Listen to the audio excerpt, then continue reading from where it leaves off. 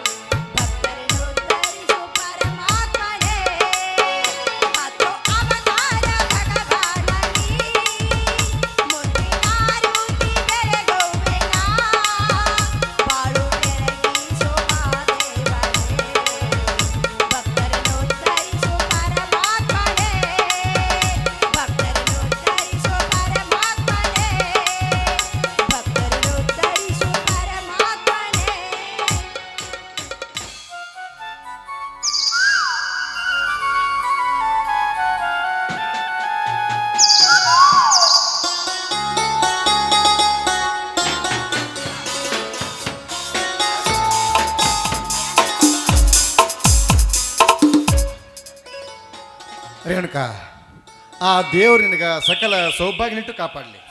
ಹೋಗ್ಲಿ, ರಘುವೀರ ಇನ್ನೂ ಬರಲಿಲ್ವೇನೆ? ಇನ್ನೂ ಬಂದಿಲ್ಲ ರೀ. ಇನ್ನು ವರ್ಕ್ಶಾಪಿನ ಕೆಲಸ ಮುಗಿದಿದ್ದೀವೋ ಇಲ್ವೋ ಯಾರಿಗೆ ಗೊತ್ತು. ತನ್ನ ಅಣ್ಣನ ಓದಿನ ಸಲುವಾಗಿ ಇನ್ನೂ ಅದೆಷ್ಟು ಕಷ್ಟ ಪಡಬೇಕಾಗಿದೆಯೋ ನನ್ನ ಮಗು. ನಿಜ ರೇಣುಕಾ ನಿನ್ನ ಮಾತು. ರಘುವೀರ ತನ್ನ ಶ್ರಮದ ಬೆವರು ಸುರಿಸಿ ತಮ್ಮ ಅಣ್ಣನಿಗೆ ಹಣ ಕೊಡದೆ ಹೋಗಿದ್ರೆ ದಿಲೀಪನ ಅಭ್ಯಾಸ ಕುಂಠಿತವಾಗಿ ಎಷ್ಟೋ ಹಳೆ ಮಾತಾಗುತ್ತಿತ್ತು. ಅಣ್ಣನ ಸಲುವಾಗಿ ಅವಿಶ್ರಾಂತವಾಗಿ ಕಷ್ಟಪಡ್ತಾ ಇರೋ ರಘುವೀರ ದಿಲೀಪನ ಆದರ್ಶ ಬಂಧುವಾಗಿದ್ದಾನೆ ಅಲ್ಲ? ಅಪ್ಪ, ನಾನು BA ಪಾಸ್ ಆದ್ನಪ್ಪ, BA ಪಾಸ್ ಆದೆ.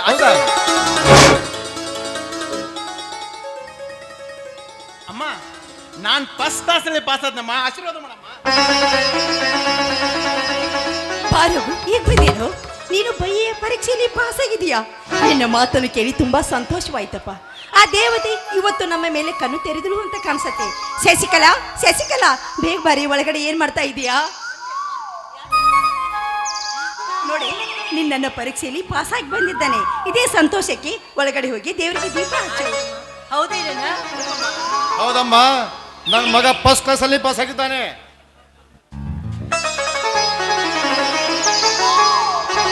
ಅಮ್ಮ ಅಪ್ಪ ಆಶೀರ್ವಾದ ಮಾಡಿ.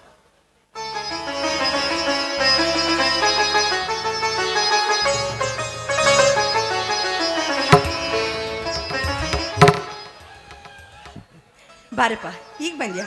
ನಿನ್ನ ಅಣ್ಣ ಪರೀಕ್ಷೆಯಲ್ಲಿ ಪಾಸ್ ಆಗಿದ್ದಾನೆ ಕಣೋ. ಹೌದಾ ಅಣ್ಣ? ಯಾವ ಕ್ಲಾಸು? ಮಾತಾ ಪಿತೃಗಳ ಆಶೀರ್ವಾದದಿಂದ ಫಸ್ಟ್ ಕ್ಲಾಸ್ನಲ್ಲೇ ಪಾಸ್ ಆಗಿದ್ದೇನೆ ಕಣ. ಹಾಗಾದ್ರೆ ಇನ್ನೆರಡು ವರ್ಷ ಅಭ್ಯಾಸ ಮುಂದುವರಿಸಿ ಎಮ್ಮೆಯನ್ನು ಮುಗಿಸಿಬಿಡೋಣ. ಬೇಡ ರಘು ಬೇಡ. ಇನ್ನು ಮುಂದೆ ನಾನು ತಂದೆ ತಾಯಿಗಳಿಗೆ ಹೆಚ್ಚಿನ ತೊಂದರೆ ಕೊಡೋದಕ್ಕೆ ಇಷ್ಟಪಡಲಾರೆ. ಆದಷ್ಟು ಬೇಗ ಒಂದು ನೌಕರಿ ಹಿಡಿದು ಈ ಮನೆಯ ಜವಾಬ್ದಾರಿನೆಲ್ಲ ನಾನೇ ವಹಿಸ್ಕೊತೀನಿ ಕಣ. ದಿಲೀಪ, ನಿನ್ನ ಶಿಕ್ಷಣದ ಸಲುವಾಗಿ ಎಷ್ಟು ವರ್ಷಗಳ ಹೋರಾಟ ಮಾಡಿದವನು ನಿನ್ನ ತಮ್ಮ ಕಣಪ್ಪ, ನಿನ್ನ ತಮ್ಮ. ಯಾಕೆಂದ್ರೆ ತನ್ನ ಓದನ್ನು ಅಪೂರ್ಣಗೊಳಿಸಿ ನಿನ್ನ ಶಿಕ್ಷಣದ ಸಲುವಾಗಿ ವರ್ಕ್ಶಾಪ್ನಲ್ಲಿ ಹಮಾಲಿ ಕೆಲಸವನ್ನು ಮಾಡ್ತಾ ಇದ್ದಾನೆ. ಅಲ್ಲದೆ 3 ವರ್ಷದಿಂದ ಈ ಮನೆತನದ ಖರ್ಚನ್ನು ಕೂಡ ಅವನೇ ನಿಭಾಯಿಸ್ತಾ ಇದ್ದಾನಪ್ಪ. ದಿಲೀಪ, ನಾನು ನಿನ್ನ ಹತ್ತಿರ ಒಂದು ಮಾತು ಕೇಳಬೇಕು ಅಂತ ಮಾಡಿದ್ದೇನೆ. ಅಮ್ಮ, ರಿಕ್ವೆಸ್ಟ್ ಮಾಡ್ಕೋಬೇಡಮ್ಮ, ರಿಕ್ವೆಸ್ಟ್ ಮಾಡ್ಕೋಬೇಡ, ಆಜ್ಞೆ ಮಾಡಮ್ಮ. ಅಮ್ಮ, ನಿನ್ನ ಪುಣ್ಯ ಉದರದಲ್ಲಿ ಹುಟ್ಟಿದ ಮಗ ಅಲ್ವೇನಮ್ಮ ನಾನು. ಮತ್ತ್ಯಾಕಮ್ಮ ನನ್ನ ಮೇಲೆ ನೀನು ಸಂಶಯ ಮಾಡ್ಕೋತೀಯ? ಅದೇನು ಮಾತು ಅಂತ ಕೇಳಮ್ಮ. ದಿಲೀಪ, ನಿನ್ನ ಶಿಕ್ಷಣದ ಸಲುವಾಗಿ ಹಣವನ್ನು ನಿನ್ನ ತಮ್ಮ ನಿನಗೆ ಸಹಾಯ ಮಾಡ್ತಾ ಇದ್ದಾನೆ. ಅದಕ್ಕೋಸ್ಕರವಾಗಿ ಅವನ ಅಪೂರ್ಣವಾದ ಓದನ್ನು ಪೂರ್ಣಗೊಳಿಸುವುದಕ್ಕೆ ಅವನಿಗೆ ಹಣ ಸಹಾಯವನ್ನು ನೀನು ಮಾಡ್ತೀಯಾ ಅಂತ ಕೇಳಿದ್ನಪ್ಪ. ಅಮ್ಮ, ನಿನ್ನ ಪಾದ ಸಾಕ್ಷಿಯಾಗಿಯೂ ಈ ಮಾತನ್ನು ನಡೆಸ್ಕೊಡ್ತೇನೆ. ಮಗು, ಈಗಲಾದ್ರೂ ಸಮಾಧಾನ ನಮ್ಮ ನಿನಗೆ? ನೀನು ಹೇಳುತ್ತಿರುವ ಈ ಮಾತು ಪ್ರತಿಜ್ಞೆಯಾಗಿಯೂ ಸತ್ಯನಾ? ರೇಣುಕಾ, ಸುಮ್ಮನೆ ಯಾಕೆ ಬಿಡಿಸ್ತೀಯ ನನ್ನ ಮಗನ? ಕೊಟ್ಟ ಮಾತಿಗೆ ತಪ್ಪಿನಲ್ಲ ನನ್ನ ಮಗ ದಿಲೀಪ. ನೋಡು, ತನ್ನ ಬೆನ್ನಿಗೆ ಬಿದ್ದವ್ರ ಹಿತಚಿಂತನೆಯನ್ನ ನಮಗಿಂತ ಚೆನ್ನಾಗಿ ನೋಡ್ಕೊಂಡು ಬಂದಾನ ಆ ನನ್ನ ಮಗ ದಿಲೀಪ. ಹುಚ್ಚಿ ತುತ್ತು ಕೂಲಿನವ್ರು ಅದು ನಮಗೆ ಯಾಕೆ ಬೇಕೆ? ಇಲ್ಲದು ಸಬರಿ, ಸುಮ್ಮನಿರಬಾರ್ದ ರೀ. ನಾನಾದ್ರೂ ಎಲ್ರಿ ಅವ್ರಿಗೆ ಬೇಡ ಅಂತ ಹೇಳಿದ್ದೀನಿ. ಈ ನನ್ನ ಇಬ್ಬರ ಮಕ್ಕಳು ಯಾವತ್ತಿದ್ರೂ ಜಾಣರಾಗಬೇಕು. ಇವರ ಇಬ್ಬರಿಗೆ ತಕ್ಕ ಹಾಗೆ ಇವರಿಗೆ ಹೆಣ್ಣಂದಿರು ಬರಬೇಕು. ಆ ನಂತರ ಮನೆಯಲ್ಲಿ ಇರುವಳು ಒಬ್ಬಳ ತಂಗಿ. ಆದ್ಮೇಲೆ ಒಳ್ಳೆಯ ವರವನ್ನು ಹುಡುಕಿ ಇವರಿಬ್ರು ಅವಳಿಗೆ ಮದುವೆ ಮಾಡಬೇಕು ಎಂಬ ಬಯಕೆ ನನಗೆ ಇರೋದಿಲ್ವೇನು? ಇರುತ್ತೆ. ನೀ ಅಂದ್ಕೊಂಡಾಗ ಯಾವುದೂ ಆಗೋದಿಲ್ಲ. ದೇವ್ರ ದಯ ಇದ್ರೆ ಎಲ್ಲ ಚೆನ್ನಾಗಿರುತ್ತೆ. ನೀನು ಸುಮ್ಮನೆ. ಹಲೋ ದಿಲೀಪ್. ಬಾ ಮಿತ್ರ. ದಿಲೀಪ್, ಫಸ್ಟ್ ಕ್ಲಾಸ್ನಲ್ಲಿ ಪಾಸ್ ಆಗಿಬಿಟ್ಟಿದ್ಯಲ್ಲೋ? ಎಲ್ಲ ಗುರು ಹಿರಿಯರ ಆಶೀರ್ವಾದ ಕಣೋ, ಗುರು ಹಿರಿಯರ ಆಶೀರ್ವಾದ. ರೇಣುಕಾ, ಅನಾಯಾಸವಾಗಿ ರಂಜನ್ ಮನೆಗೆ ಬಂದಾರ. ನಿನ್ನ ಮಗಳಿಗೆ ಒಂದು 4 ಕಪ್ ಕಾಫಿ ಮಾಡ್ಕೊಂಬರಕ್ಕೆ ಹೇಳಿ. ಬೇಡ ಯಜಮಾನ್ರಿ, ಮತ್ತೆ ನಾನೀಗ ನಿಮ್ಮ ಮನೆಗೆ ಬಂದಿರೋದು ಕಾಫಿ ಕುಡಿಯೋದಕ್ಕೆ ಅಲ್ಲ. ನಿಮ್ಮ ಮಗ ದಿಲೀಪ್ ಫಸ್ಟ್ ಕ್ಲಾಸ್ನಲ್ಲಿ ಪಾಸ್ ಆಗಿದ್ದಕ್ಕೆ ಪೇಡೆ ಕೇಳೋದಕ್ಕೆ ಬಂದಿದ್ದಿ. ನೀವು ಪೇಡೆ ಕೇಳಕ್ ಬಂದಿರಿ, ಸರಿ ಹೋಯ್ತು.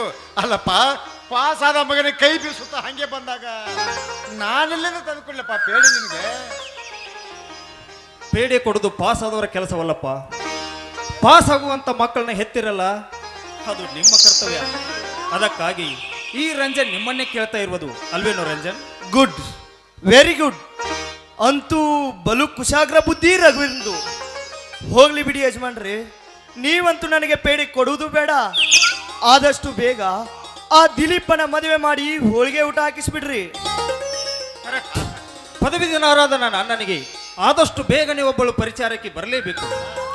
ಲೋ ಲೋ ಲೋ ಉಡಾಳ, ಚಿಕ್ಕವನಾಗಿ ದೊಡ್ಡವ್ರ ತರ ಮಾತಾಡ್ಬೇಡ. ಸ್ವಲ್ಪ ಸುಮ್ಮನೆ ಇರಲ್ಲ.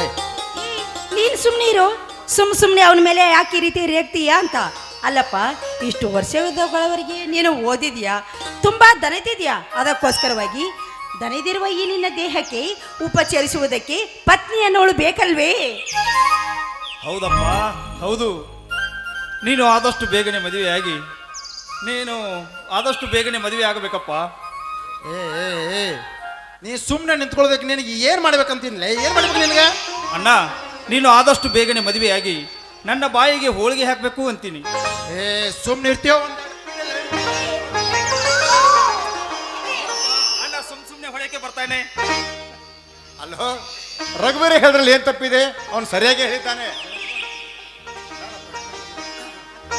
ಅಪ್ಪ, ಅಣ್ಣ ನನ್ನ ಮೇಲೆ ಕೋಪಿಸಿಕೊಳ್ಳುತ್ತಿರುವುದು ಅವನ ಕುತ್ತಿಗೆ ಮೇಲ್ಭಾಗದಿಂದಷ್ಟೇ. ಹೌದಪ್ಪ. ಆದ್ರೆ ಅವನ ಮನಸ್ಸಿನಲ್ಲಿ ಈಗ ನಾನು ಬೇಗ ಮದುವೆ ಆಗುತ್ತಿದ್ದೀನಲ್ಲ ಅಂತ ಒಳಗೆ ನಗ್ತಾ ಇದ್ದಾನೆ. ನೋಡಲಿ ಅಪ್ಪಾಜಿ, ನೋಡಲಿ ಹೇಗೆ ನಗ್ತಾ ಇದ್ದಾನೆ ಕಳ್ಳ. ಏನೇ ಆಗ್ಲಿರಿ ಅನ್ಕೊಂಬನವ್ರಿ, ಆದಷ್ಟು ಬೇಗ ದಿಲೀಪನಿಗೆ ಒಂದು ಹೆಣ್ಣು ಗೊತ್ತು ಮಾಡಿಬಿಡ್ರಿ. ಅಲ್ಲಪ್ಪ, ಆ ಹೊನೆನೇ ನಿನ್ನದಾಗಿರುವಾಗ ಅದರ ಬಗ್ಗೆ ನಾವೇಕೆ ಚಿಂತೆ ಮಾಡಬೇಕು ಅಂತ. ಇಷ್ಟು ಪರ್ಮಿಷನ್ ಕೊಟ್ರ ಕೇಳೋದೇನೈತಿ? ಒಂದೇ ವಾರದಲ್ಲಿ ಆ ದಿಲೀಪನ ಮದುವೆ ಕಾರ್ಯ ನೆರವೇರಿಸೋಣ. ಅಲ್ಲಪ್ಪ, ಒಂದೇ ವಾರದಲ್ಲಿ ಮದುವೆ ಮಾಡ್ತಂತೀಯಲ್ಲ, ಕನ್ಯಾ ಬೇಕಲ್ಲಪ್ಪ ಮೊದಲು. ಅದಕ್ಕೆ ಯಾಕೆ ಚಿಂತೆ ಮಾಡ್ತೀರಿ? ಆ ನಮ್ಮ ಕೇಂದ್ರ ಬ್ಯಾಂಕ್ ಮ್ಯಾನೇಜರ್ ಇಲ್ವಾ ಸುಬ್ಬಣ್ಣವ್ರಂತ, ಅವರಿಗೆ ಒಬ್ಬಳು ಮಗಳು ಇದ್ದಾಳೆ. ಅವಳನ್ನು ದಿಲೀಪ್ ಮದುವೆ ಆದರೆ ದಿಲೀಪನಿಗೂ ಕೂಡ ಒಂದು ಉತ್ತಮವಾದ ನೌಕರಿಯನ್ನು ಹಚ್ಚಿಸಿ ಕೊಡ್ತಾರಂತೆ. ಅದೂ ಅಲ್ಲದೆ ಹುಡುಗಿಯು ಕೂಡ ನೋಡಲು ಸುಂದರವಾಗಿದ್ದಾಳೆ, ಮೇಲಾಗಿ ಎಜುಕೇಟೆಡ್ ಇದ್ದಾಳೆ. ನಿಮ್ಮೆಲ್ಲರ ಮನಸ್ಸಿಗೆ ಬಂದ್ರೆ ನಾಳೆ ದಿನ ದಿಲೀಪನ ಮದುವೆ ಕಾರ್ಯ ನೆರವೇರಿಸೋಣ. ನೋಡಪ್ಪ, ನಿನ್ನ ಸ್ನೇಹಿತನ ಯೋಗಕ್ಷೇಮ ಎಲ್ಲ ನಿನಗೆ ಸೇರುತ್ತೆ ಅಂದ ಮೇಲೆ ಆ ಹೆಣ್ಣು ಈ ಮನೆಗೆ ಹೊಂದಾಣಿಕೆ ಮಾಡಿಕೊಂಡು ನಮ್ಮೆಲ್ಲರನ್ನು ಚೆನ್ನಾಗಿ ನೋಡ್ಕೊಂಡು ಹೋದ್ರೆ ಅಷ್ಟೇ ಸಾಕು. ಹೇಗಂತೀರಿ ಅನ್ಕ?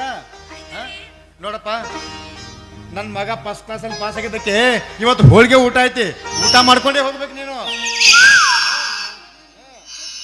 ಯಾರು ಬೇಡ ಅಂತಾರ್ರಿ? ನಾ ಬಂದದ್ದ ಅದಕ್ಕೆ. ಅಪ್ಪ ಅಡಿಗೆಲ್ಲ ಸಿದ್ಧಾಗಿದೆ, ಬನ್ನಿ ಊಟ ಮಾಡೋಣ. ಅಲ್ಲುಂಟು ಇಲ್ಲುಂಟು ಎಂದು ಕಾಣದ ದೇವರನು ಹುಡುಕುವುದು ಏಕೆ? ಅರಿವಾಗಿರಲಿ ಮುಳುಗಿ ಹೇಳುತ್ತಾ ಕಲ್ಪನೆಯೇಕೆ? ಮನೆ ಮಂತ್ರಾಲಯ ಮನಸೇ ದೇವಾಲಯ, ಮನೆ ಮಂತ್ರಾಲಯ ಮನಸೇ ದೇವಾಲಯ. ದೇವರೆಂದು ಪ್ರೇಮ ಸ್ವರೂಪ ಪ್ರೀತಿ ಮಾತೆ ನನ್ನ ದೀಪ, ಅರಿತು ಬಾಳಲು ಜನ್ಮ ಸಾರ್ಥಕ. ಮಂತ್ರಾಲಯ ಮನಸೇ ದೇವಾಲಯ, ಮನೆಯೇ ಮಂತ್ರಾಲಯ ಮನಸೇ ದೇವಾಲಯ. ದೇವರೆಂದು ಪ್ರೇಮ ಸ್ವರೂಪ ಪ್ರೀತಿ ಮಾತೆ ನಂದ ದೀಪ, ಅರಿತು ಬಾಳಲು ಜನ್ಮ ಸಾರ್ಥಕ. ಮನೆ ಮಂತ್ರಾಲಯ ಮನಸೇ ದೇವಾಲಯ, ಮನೆ ಮಂತ್ರಾಲಯ ಮನಸೇ ದೇವಾಲಯ.